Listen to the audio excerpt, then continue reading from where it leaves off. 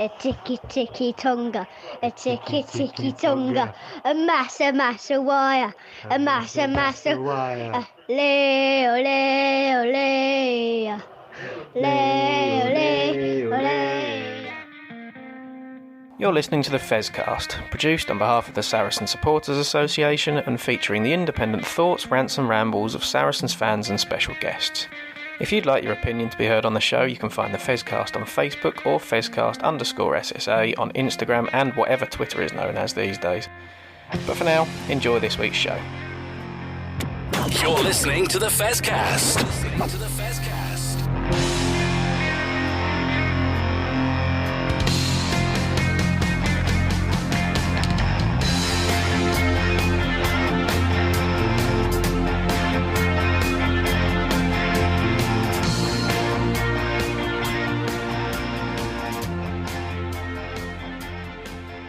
Well, hello everybody and welcome to another edition of the Fezcast, which comes after another great win for the guys on Saturday evening, where my two co-hosts tonight, Matt and Duncan, you were both at the game at StoneX. I was watching it on the television with a whiskey and coke and two, and the wit and wisdom of Andy Good and Lawrence Delalio. So I'm not sure. I think I might have rather been cold. But Duncan, Matt, how are we, guys? You all good?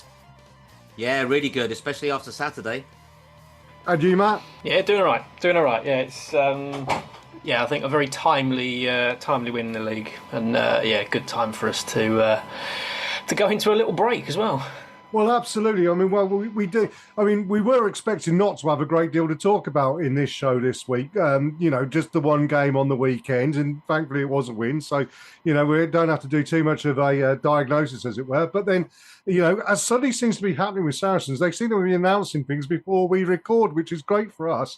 So it means we can be sort of like up to date. Because obviously today, Lucy Wray announced that she's stepping down from her role within the organisation. So that'll be part two. And then part three, well, I think we can put ourselves out there to be Steve Borthwick and pick the England squad and have a chat about other Saracens out and about on Six Nations duty. But yeah, first off, guys, I think I said important result, but more importantly than that, a really impressive performance on Saturday night.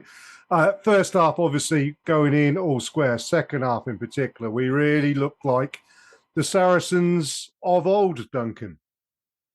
We did, including playing a little bit more direct, which I think has been working. But just all round, Saturday was the most I've enjoyed myself at the StoneX for years. Not just because the performance was so great. There were just brilliant performances all over the pitch. I mean, it's hard to know who to pick out. But also, what was really significant, I think, was A, it was sold out, and B, from the off, the crowd were really loud and pretty loud all the way through the game. And that's not always the case at the StoneX. It did get me thinking as to why it was. And I think clearly that the big break, the 4-year break coming up, has sort of encouraged people to get down and see a game. But I was asking myself as well, I wonder whether 5:30 is a really good time for a kickoff, because there was a lot of young faces there. And I'm wondering whether clearly 8 o'clock is too late because people can't get home, or a lot of people can't. 3 o'clock with teenagers, maybe it's a bit too early. But, two of the gang that I hang out with there had their young teenage sons. I'm just wondering whether 5:30 is a really good idea.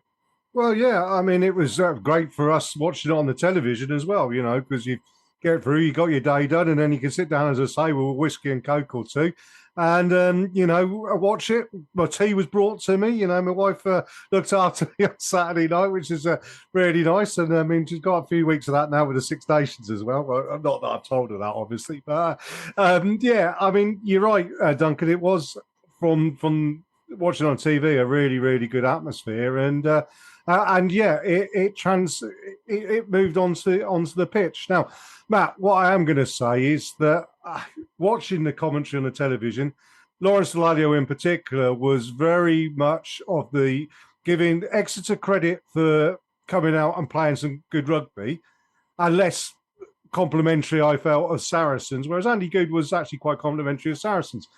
I think possibly it lies between the two, doesn't it? But I do think, given that we tipped Exeter for relegation playoffs at the end of the season, or at least Sam did. I think Sam still is, because a definition of madness and all that. But I think Exeter came out there with a couple of their big name players missing because of England call ups and whatever, but really did put in a good performance with a couple of brain farts that Josh Hodge and the lad on the wing, Haversley, will want to forget.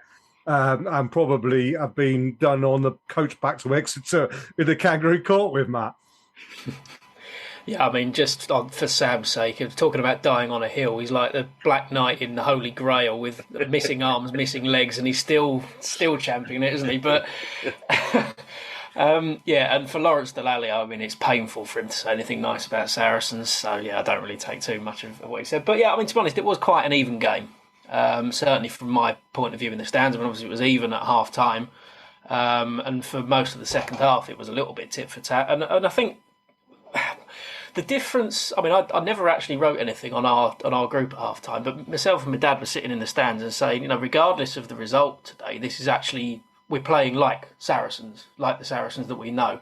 We were still expecting us to we could have come out on the wrong end of a close loss, but actually still go home feeling a little bit better about things, because we were playing with a sharpness that we haven't really seen all season yet.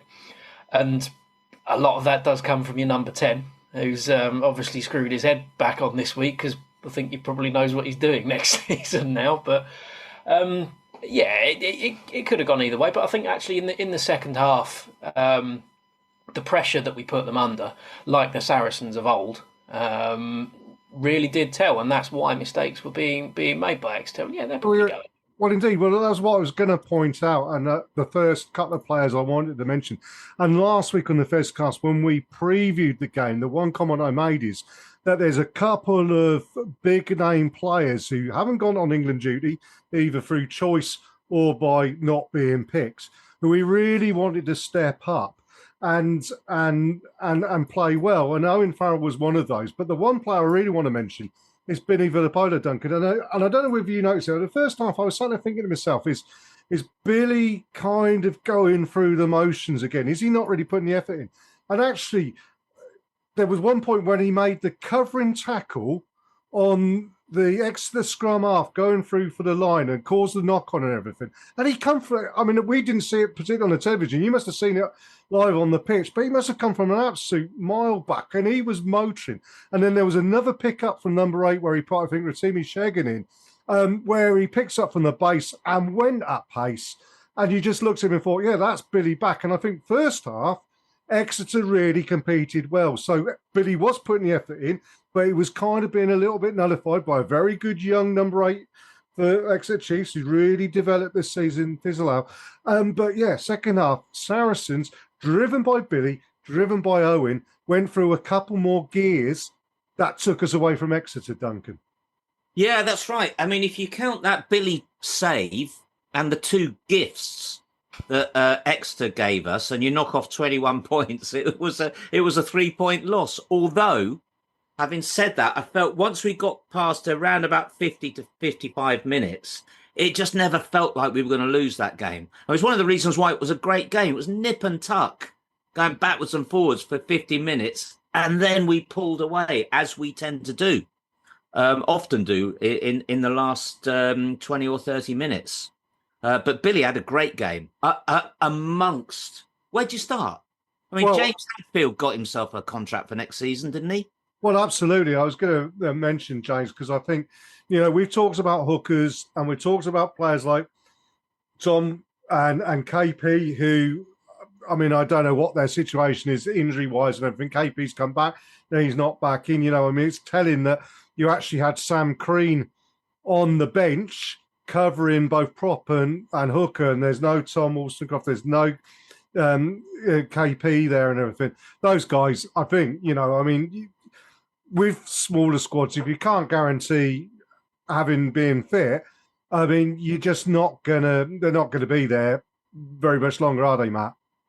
No, we've said a few times already we wouldn't be surprised if Tom Wollstonecraft has played his last game of rugby, just for the amount of concussions he had. And I know there are some whispers that might sadly be the case, but I was going to say I really hope he comes back and plays, but actually for his own health, I'm not 100% sure I am hoping that. But for Capelli, Pifoletti, I think both Wollstonecraft and Pifoletti are potentially out of contract at the end of the season, and you've got Hadfield who's come in and been a good squad man, and clearly is a well-liked character around as well. You think, there's competition for places in there, and you've got Samson Adeyemi coming through as well. So when Jamie George and Theo Dan are both away with England, there are some options that we have there. And do you know what, Sam Crean, he came on a prop, and got taken off again, which I don't think any of us really understood.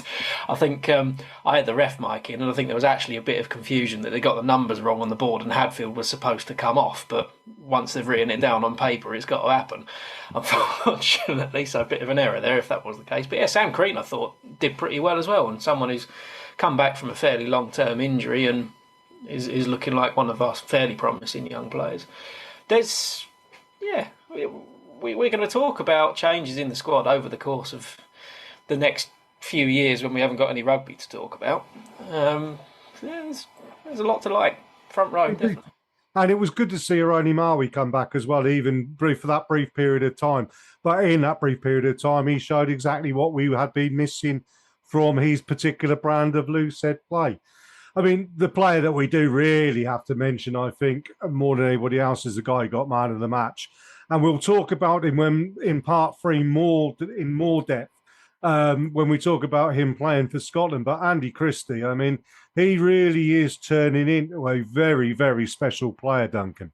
Oh, he really is. I mean, I announced very loudly just before he got man of the match.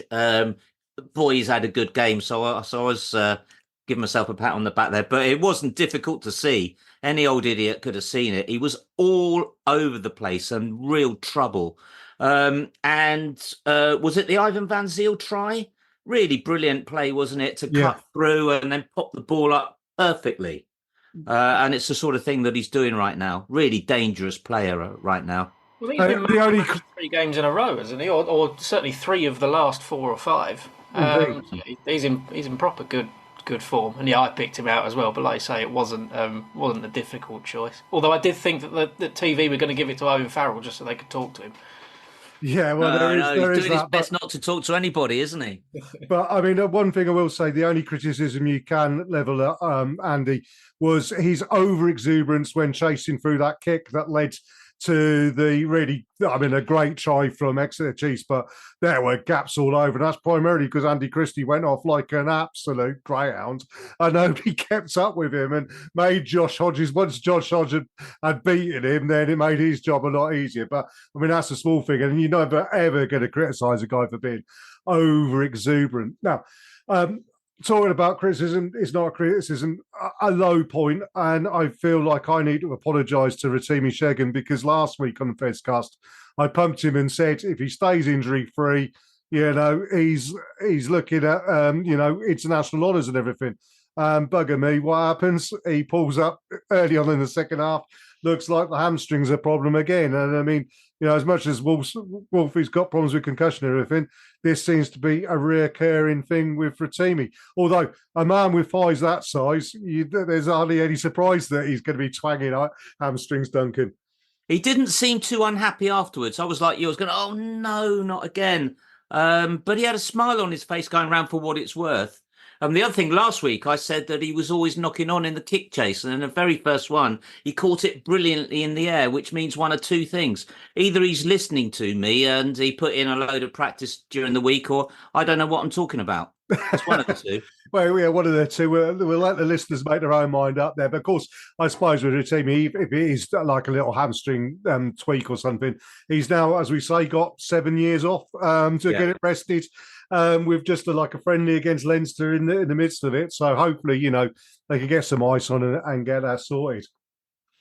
I do want to mention younger players as well. Again, because, we're sat there and we're putting 2 and 2 together and coming up with different numbers and whatever, and, players may be moving or whatever. I mean, we are in that sort of like silly season of trying to work out whose contracts are up, and I'm sure Matt's got a spreadsheet somewhere about it and everything.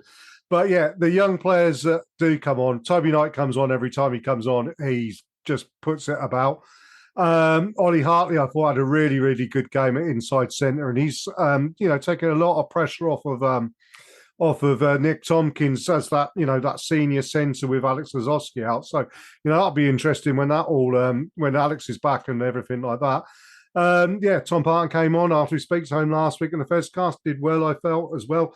So there's a lot of good stuff going there. And not a young player, but a player I do mention, if only for the fact that he's brilliant try at the end. Brilliant try. But Theo McFarlane, what Theo McFarlane did this week, and I think it's what you want to see from him, Matt, is not all the spectacular stuff. It's the grunt stuff. And he got the line out working beautifully, put in Exeter Chiefs under pressure and called in our line-outs really good, particularly when you got a lad throwing in who hasn't had a great deal of experience at that level, went absolutely perfect. And if you're missing Maro Itoje, you want someone like Theo to step up, Matt. Yeah, it's quite interesting, actually, that game, because you've got Theo McFarlane, who, I've said plenty of times, he's quite often a highlight reel and doing a lot of spectacular things, but actually, the tricky bits and pieces you don't see from him sometimes. And then you've got Hugh Tizard, who's sort of our new version of George Cruz, who sort of does a lot of the anonymous work that you don't see, and you wonder whether he's actually on the pitch at times, but clearly doing a lot. And actually their roles were sort of reversed a little bit this weekend. Certainly the first half saw a lot of Hugh Tizard making tackles, breaking tackles, hitting the line, popping the ball up and things. And Theo was getting on with things. So it was for both of our second rows on the day. I think that worked pretty well. And it was nice to see from Theo just a solid game. And fantastic try. And there were two lineouts that were right opposite me, and Theo, I think he's the only player who could have caught them. They were really, James Hadfield had a great game, but those were not good throw-ins. And the way that Theo caught them one-handed, almost reaching over past the Exeter players, he's the only player in the country who can do that. Oh, he's got hands like JCB shovels, hasn't he? And we're coated with Teflon, it seems, which is Michael. I'm looking forward to the first time he takes one-handed from the top of the line out, jumping at 4, and just passes it straight out to whoever's played standoff, because that's going to happen at some point. That's the next development of it. Mm-hmm. Just get that ball out of the standoff as quickly as possible. I'm sure that'll happen. I think we can finish that there and say what a great performance, and great to go into the enforced break now with players coming back from injury, players in good form with a good result, leaving us now 4th in the league. And I've done the Jez algorithms. I've put everybody's and predicted what I think is going to happen going forward to the end of the season. I'm actually predicting that we'll come 3rd based on the games we got left and everybody else's games, and we'll have an away playoff semi-final at Bath. So we'll wait and see, and we'll discuss that more when the season starts up. But let's stop there, and then we'll come back and have a quick chat about the news about Lucy Wray. You're listening to the Fezcast.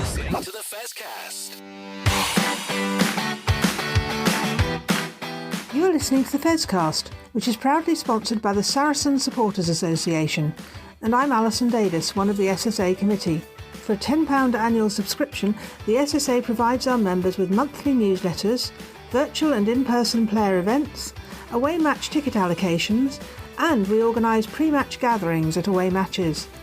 We sponsor men's and women's players, and we support the Saracens Foundation Track Club on behalf of our members. On top of all that, every year we have a seasonal SSA badge, which is exclusive to members. Where else can you get that much value for a tenner? Join now at membermojo.co.uk/SSA, or come and see us on match day in the Oasis at the Stonex. This is the Fezcast. Well, as I stated in our introduction, remarkably, it seems that, we're not behind the news on the Fezcast this week, because we're recording this Monday evening, and this morning we were greeted by the news from Saracens that Lucy Wray, friend of the Fezcast and CEO of the club, is stepping down from her role. and is ending the long period of time with the Wray family at the helm or involved at the very high end of it. And she's going to be replaced by Mark Thompson, who's coming to us from Burnley Football Club. I mean, before we discuss the new appointment, we do need to pay tribute to Lucy. And as I say, she's a friend of the Fezcast. And, what the Wray family have done for Saracens is immeasurable. It's completely and utterly amazing what they've done. But more so than that, it's the way that they've done it. And Lucy, I think, epitomises that in her openness, her honesty. And, I will have a word with Ollie tomorrow. I've got a phone call with Ollie yesterday, because it's going out Wednesday, but, we'll record Monday tomorrow. And we'll see if we could get Lucy on again before she leaves, because it'd be lovely to talk to her. But, Matt, I mean, over to you first. I mean, your thoughts on Lucy Wray as CEO and the figurehead of Saracens over the last 4 or 5 years. Yeah, well, like you said, we had 2 conversations with her last season at the start of it and the end of it, and I think one thing that we sort of came away from it is just how down to earth she is as a person. I mean, you see any CEO of a big entity and you sort of expect that they're going to be the same corporate shill that everyone else is, but she's just down to earth, normal person. But a lot of people will talk about, well, she just inherited Saracens from her dad, but what she actually inherited was a bit of a mess, really. At the height of the sort of all of the salary cap scandal that was going on, she had to deal with COVID, she had to deal with the relegation, she had to deal with all of the changes that are going on in the league. And actually, if you look at what Saracens have put out on social media, the responses to that from people connected with other clubs and connected with PRL shows how highly she's regarded in that circle of rugby as well. She had a lot of time for everyone, and a few comments as well. I can't actually remember who it was, but about when Wasps went into administration and things, she was actually quite what's the right word? Very personable in the whole situation, given that a lot of other clubs were probably just circling like vultures, really. So, I think it says an awful lot about her as a person, but then that's also potentially why she's stepping down a bit as well. Because I'm sure the last 4 years have not taken their toll, but they've been difficult. And at the end of the day, she's got kids, she's got a family, she's probably not short of a few bob. Does she need to do it? Probably not.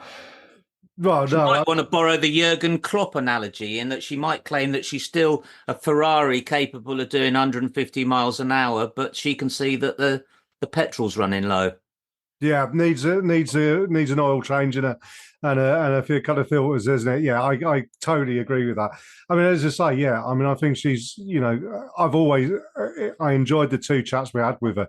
Absolutely amazing. And, as I say, the Wray family, it cannot be diminished what they've done for not only Saracens, but rugby as a whole. And a lot of people won't see that and will shout blue is black and what black is white about this, that they destroyed the game, whatever the current state's all down to them.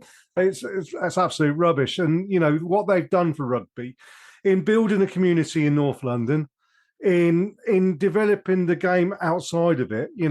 If Saracens were left without Nigel and Lucy at their helm, they would be playing lower league rugby out of Copsall, out of the old, dog poo alley, whatever, and they would never have developed. And the fact of what they've developed, the school and everything like that, an absolute amazing stadium, and it is an amazing stadium. People will tell you that people say, "Oh, it's sold us." It's not. It's great. It's fantastic. And as you say, when you get people in there, Duncan, it really does. And let's be honest about it. I don't care if it's going to upset people and boil some wee in the future. The new stand should be named the Wray family stand now, without any doubt whatsoever, Duncan. Yeah, I'd be for that. You can list, and I think her time's going to be looked at as a time of real achievement, with real solid achievements. First off, she massively improved the communication with fans. And do you remember just before her time, probably Nigel Wray might be a little bit culpable, and he had a pretty young CEO who'd just been finance director. That debacle when all the prices were hiked up and people were moved from categories, I don't think that would have happened under Lucy Wray. But if you look what since, the communication and everything has been really good. The financing of the West Stand is a piece of financial beauty. You know, getting a low interest loan from Barnet, and they're getting a university in there to rent the space to repay the loan. Compare that to Wasps, as you say, who got themselves into all sorts of financial trouble, overspending on a stadium that's too big. The showdown now is a delight, a heck of a lot better than we used to have to play in that god awful West Ham stadium. And there's the hospitality and sponsorship income through a time when the Saracens brand, you could say, was being dragged through the dirt. There's so many good things that she's done. Indeed. And, and when we spoke to the guys from City Index as well, the fact that you go for that whole period of time and lose a major sponsor like Allianz and thinking, this could be the end of the club. And if it was a club run by anybody other than the people that have been in charge over the last 4 years, we would have gone the way of Wasps, we would have gone the way of London Irish. But, they bring in big sponsors like City Index, StoneX and everything like that. You can only say that they've done brilliantly. And the hope would be that when Lucy's had a bit of time away, refresh the batteries, gone and sat at a beach in the Seychelles or something with the family, or whatever she's going to plan to do, that rugby keeps hold of her in some way or the other. Because I think Lucy Wray would be an ideal person, particularly when clubs are in financial difficulties, as we know they are, to perhaps work with a PRL in a consultant way to show people, look, this is what Saracens had to do and how we did it, and what the results are and how we structured it.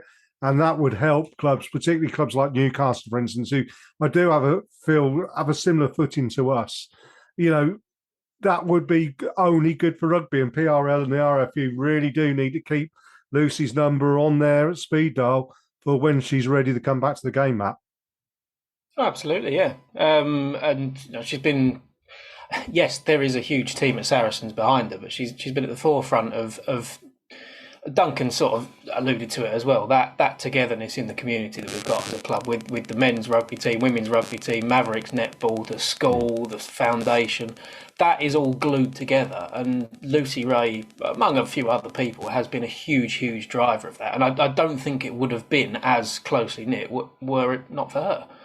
As a blueprint for what rugby can do in the community and what it can do from a wider standpoint, she's absolutely perfect to have around. And yet, like you say, the game shouldn't lose her. At the end of the day, if she doesn't want to do it, she doesn't want to do it. But there's an awful lot of knowledge and experience, and even just sort of the emotion that goes into it as well. It's a very different type of CEO to what you'd see, as I said at the start. So, yeah. Well, whatever happens, I think Lucy, what she does next, she will be a success at it, because that's the nature of it.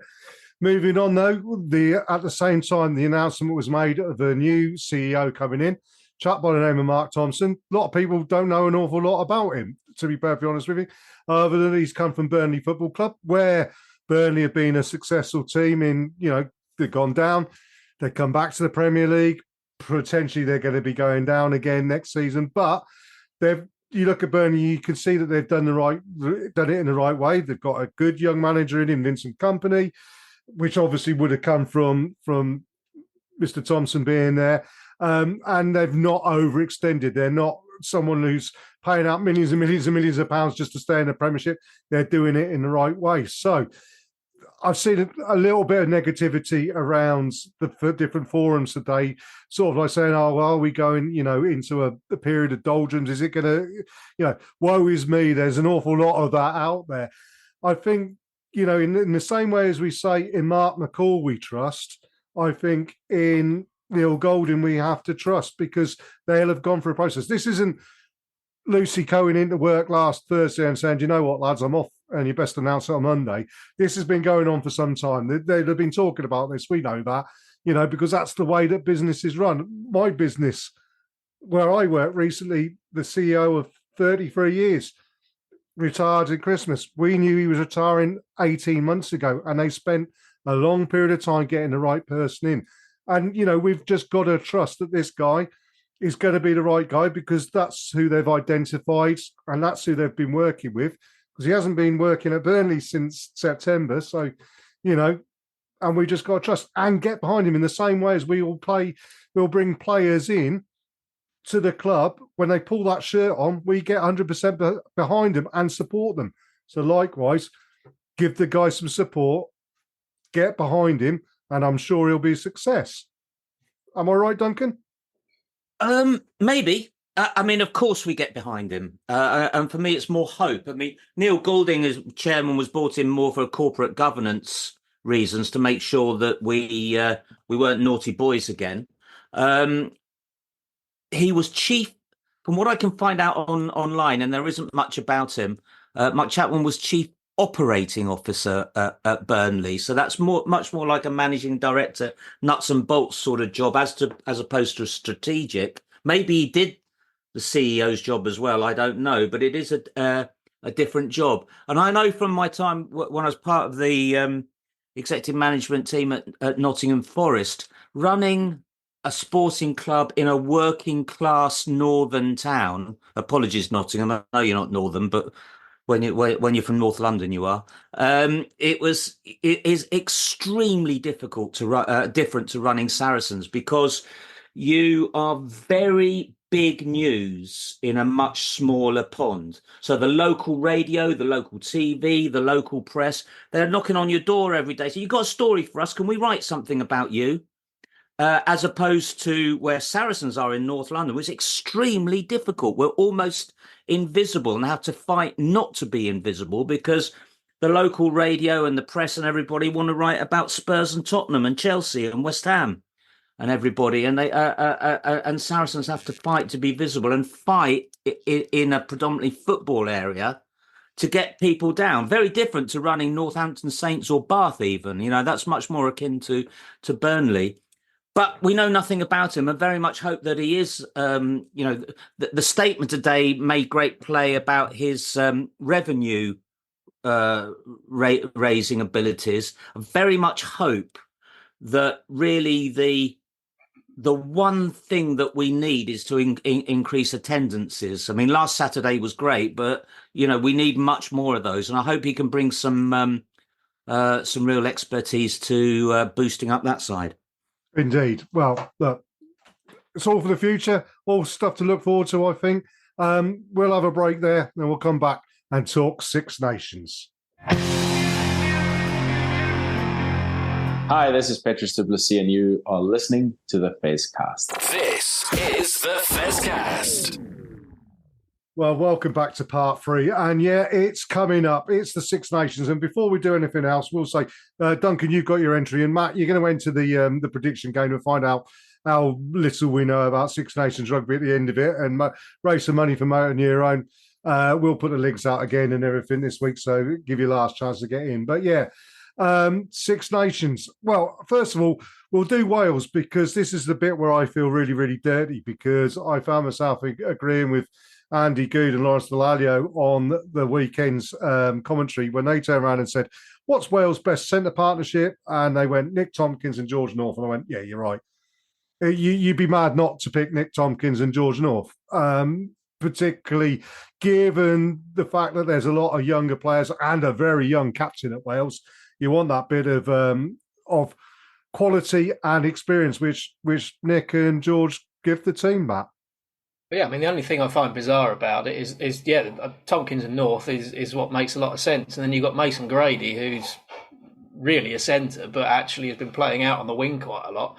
And yes, you'll probably have Grady and North, what seems like the wrong way round, but it'd be perfect. But yeah, Wales will do what Wales under Gatland always do. They look absolutely hopeless, and they'll pull something out of the bag and they'll finish third.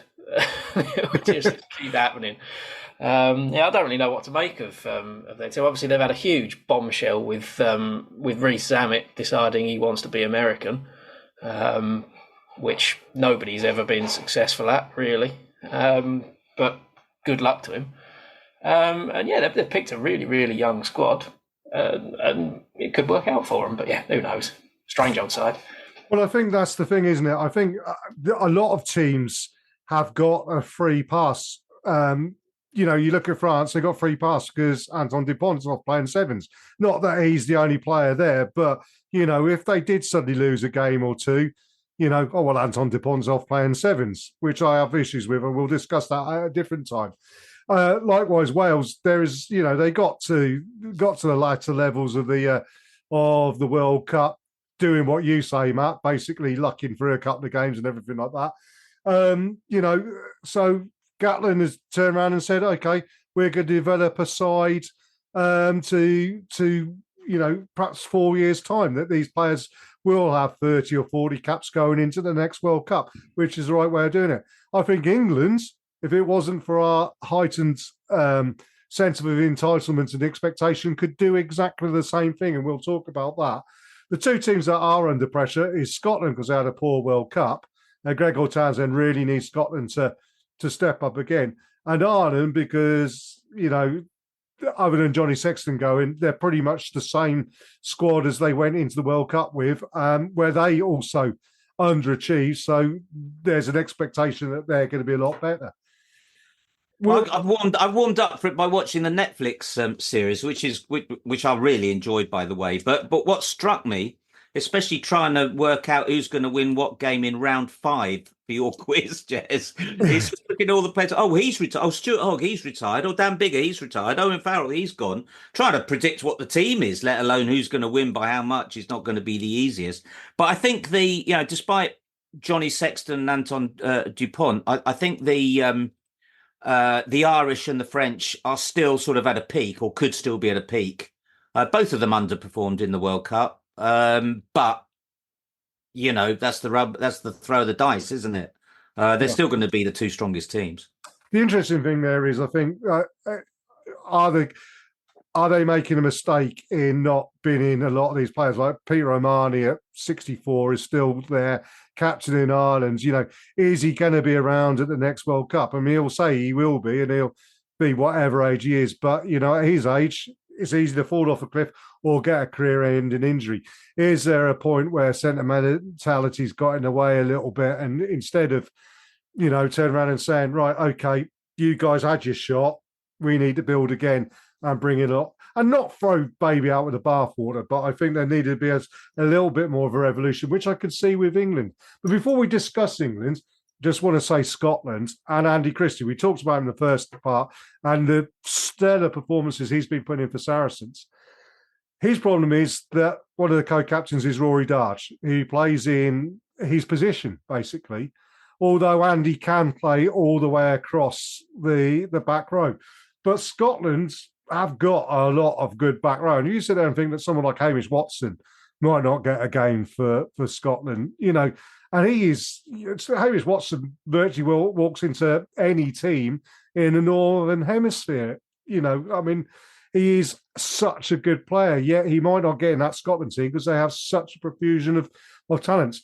The one thing that goes for Andy is the fact that he can play across all three positions if you need him to. So I expect Andy will possibly be on the bench for Scotland. But, they've got to have 3 great back rows ahead of him, Matt.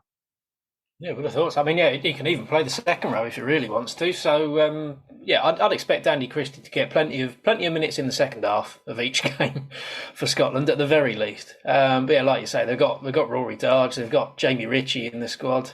I think Ferguson's there as well. And so, yeah, Hamish Watson probably loses out because he's a specialist number 8. Chances are you'll see him at some point during the Six Nations because someone's going to get injured. I'm trying to think who else they've actually got in their squad, but I've reeled off 3 of them already. Yeah. Difficult one. He's in the form of his life. So. They were good last year and had just a couple of narrow defeats that would have, France was one of them, I think, which would have severely changed the picture. They still got that ability to surprise and could do really well, Scotland. I think the one thing that is good for Scotland is they're not playing England too early, because that's their biggest problem. Has always been their biggest problem is they get up for England and Wales to a certain extent as well. They get up for England and then can never quite back it up in their next game. And I've always said, as soon as Wales and Scotland see England as just another game, they will always struggle in that way. So that's what they got to do. But let's move on to England, because that's where we have most Saracens players playing. And I mean, Jamie George starts his England captain, and well done to Jamie, well deserved. And we've gone over that last week. I think that's brilliant. Between Theo Dan and Jamie Blamira's to the bench, Theo gets that, doesn't he, every time, I think. So, there we go. Maratoji plays, no problem at all. He's your senior second row player. Next to Ollie Chesham, you ain't going to change what, because those guys were great at the World Cup. That's simple as. The interesting one is Ben Earl. Where does Ben Earl fit into this team? He's been out injured. He hasn't quite hit the heights coming back for Saracens, but, it's a progression back from that injury.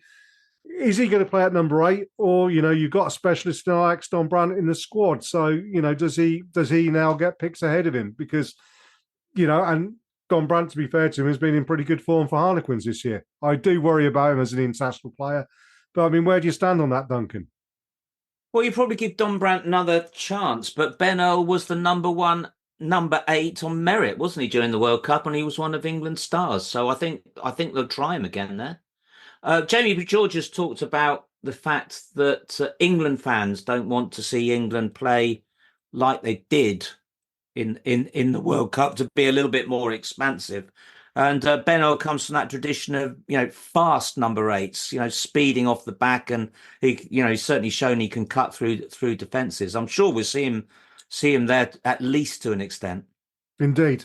I mean, the beauty of it is, obviously, without being disrespectful to Italy, we've got Italy up first in Italy, I know. But again, Italy are doing what they do every season, is that they have a false dawn, they have a coach, and then they get rid of the coach and have a new coaching set up. And, they seem to start from square one. So, playing Italy away isn't such a bad game, and does give you the opportunity, I think, if you're Steve Borthwick, to play a few younger players who haven't got the caps. Like I expect to see Beno Urbano start at Loosehead, for instance, because he's had a great season at Bath. So I'd expect to see him come in. The interesting thing is, I think, for England, is how the backs will set up. And the prime thing is what happened. I mean, everybody will turn about who's going to replace Owen Farrell at 10. I don't think that's the big question. I think the big question is who plays at outside centre. And it's a straight shoot-off between Henry Slade, who's had a great season for Exeter, and Elliot Daly. And I know, Duncan, you prefer to see Elliot playing at 15, but this year he's been playing 13 for Saracens and been doing really, really good. And actually, essentially they're very similar players. They're both left-footed, both got booming great big left boots. They're elusive runners outside. The only difference is Elliot has got an awful lot more pace than Henry Slade. But if you put Marcus Smith at 10, do you need the pace of Elliot Daly, or do you go with the second more fly half style distributor at 13? Or throw one out there, given that Ollie Lawrence, indeed, who's an outside centre who's played inside centre for England a lot, and there's no Manu Tuilagi, do you just throw caution to the wind, put George Ford in at 10, Henry Slade at 12, and Elliot Daly at 13? And against Italy, I think that could work quite nicely. Over to you, Matt. What do you think? As I say, I'm a back row forward picking the backs here, but I always used to prefer coaching the backs when I coach rugby than the forwards. I'm an armchair fan, so I don't know what I know. Yeah, to be honest, I think it almost doesn't really work in our favour to play Italy first up, because I think you're more inclined to play your best 15 because it's the opening game and because you need to get off to a good start. Whereas if it was, game number 4, having just come off the back of France, Ireland, and Scotland, you might have rotated a little bit more. So yeah, we might not see anyone with making their England debut first game, although, well, actually, there's plenty of players who probably have to. Elliot Daly's the perfect number 23. In the same way that Andy Christie's a perfect bench player for Scotland, Elliot Daly's a perfect bench player for England. And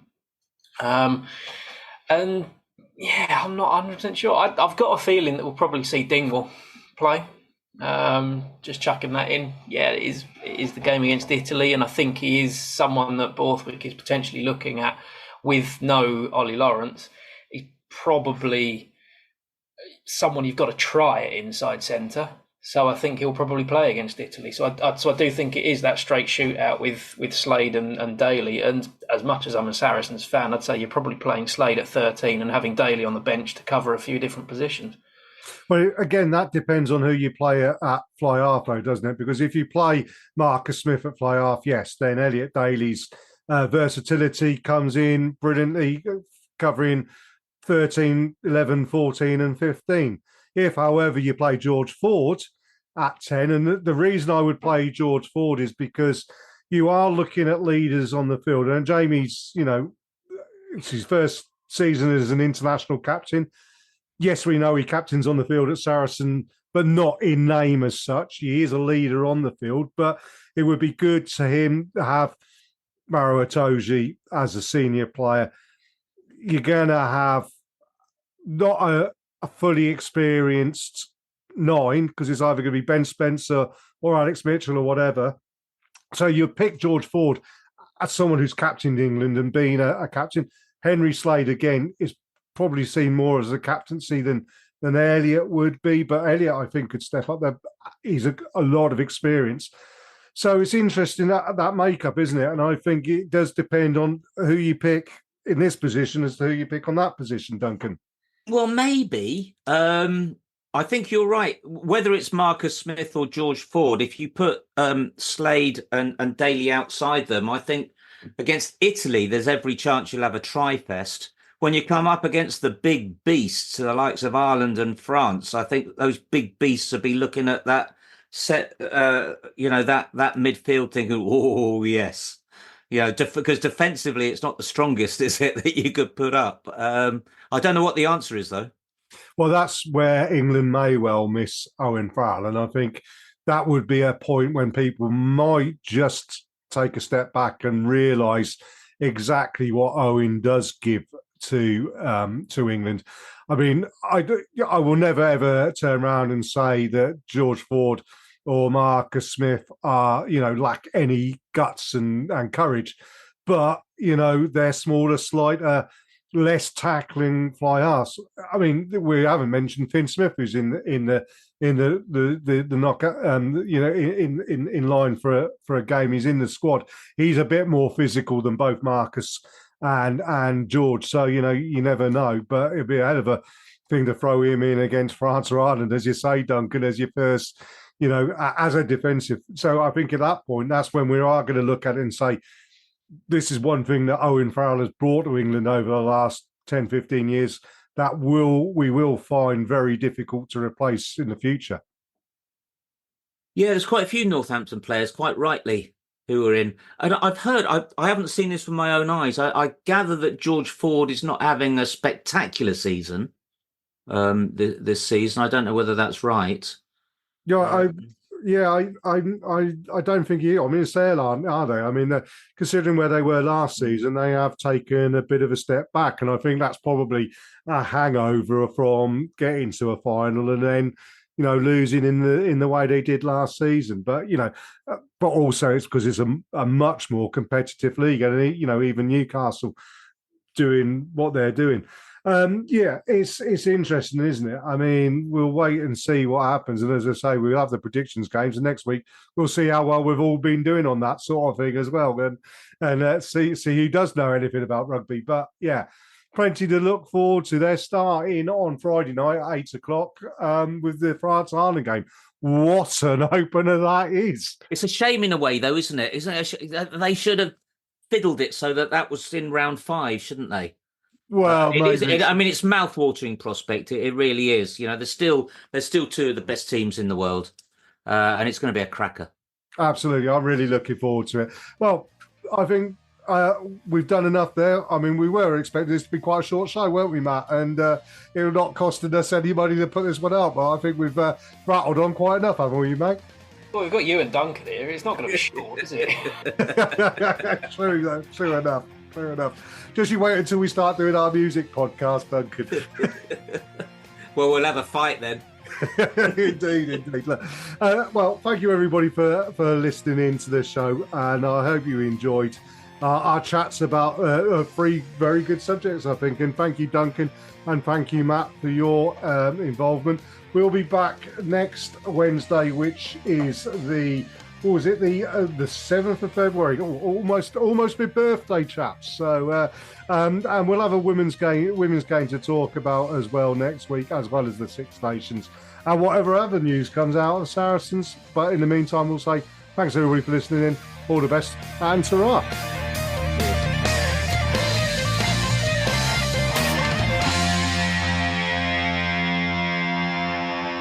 This is the Fezcast.